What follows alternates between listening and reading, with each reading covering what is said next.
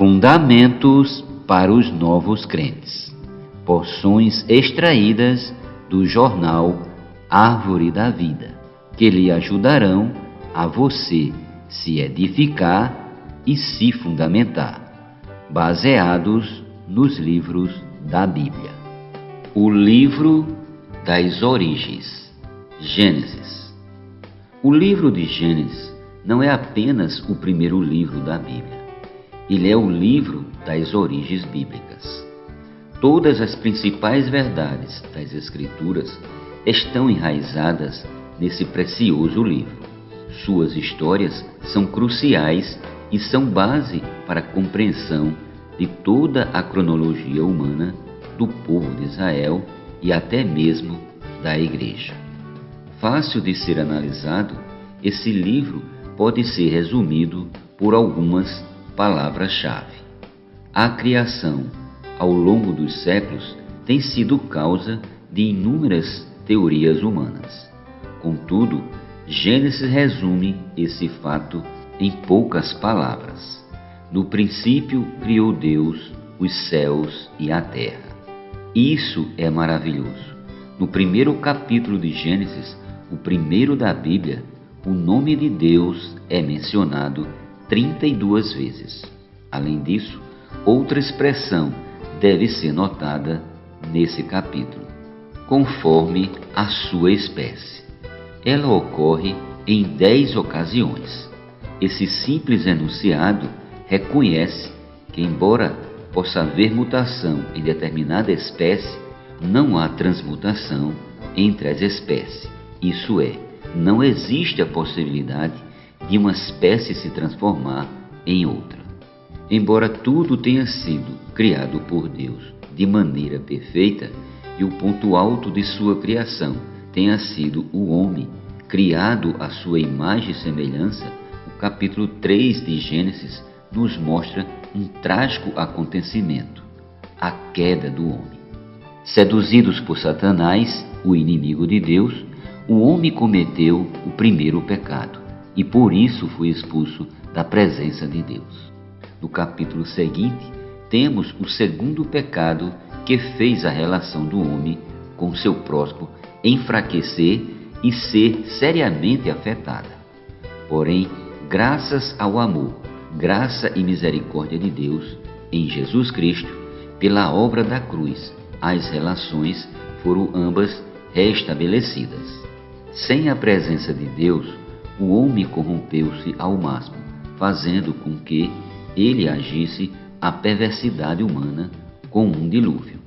Pensando na salvação do homem, Deus provisionou uma salvação àqueles que se arrependessem. Apenas uma família foi salva, a de Noé. Porém, mais tarde, novamente o homem se corrompeu. Desta vez, houve a tentativa de construir uma sociedade na qual Deus seria excluído. Deus novamente agiu aquela devassidão, espalhando os homens na terra e confundindo suas línguas. Foi nesse contexto que ele chamou um homem, Abraão. Por meio dele, Deus teve um novo começo. Abraão obedeceu ao chamado e seguiu para uma terra que não conhecia. Ali foi feita uma aliança entre Deus e Abraão, que também proveu todo o necessário durante toda a sua vida. A vida de Abraão foi marcada por muitas provações e todas elas serviram para produzir uma fé que se tornou referência para todos os que viriam a existir. O filho de Abraão, Isaque, nasceu na terra que Deus havia prometido e não precisou se esforçar para nada. Pode-se dizer que o único trabalho de Isaque tenha sido desfrutar das riquezas que havia na boa terra que Deus havia lhe dado. Jacó, um dos filhos de Isaque, também é um marco no livro de Gênesis. Sua história é rica em experiências e nos ensina importantes lições. Seu nome significa suplantador e define bem seu caráter. Por ser uma pessoa difícil, Deus precisou usar inúmeras situações para aperfeiçoá-lo, até por fim mudar seu nome para Israel, que quer dizer príncipe de Deus. Jacó foi pai das 12 tribos de Israel. Por fim, porém, não menos importante, temos a história de um dos 12 filhos de Jacó. Seu nome era José, e cerca de um quarto do livro de Gênesis destina-se a contar sua incrível história. José foi odiado por seus irmãos, vendido como escravo e preso injustamente.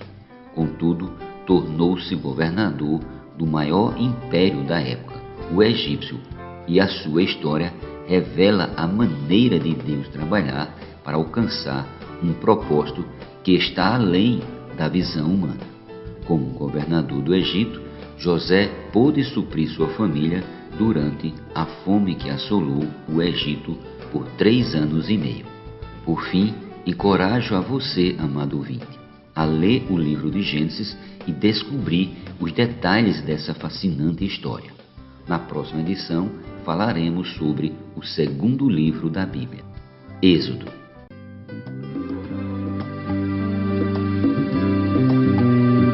A Bíblia é o falar de Deus.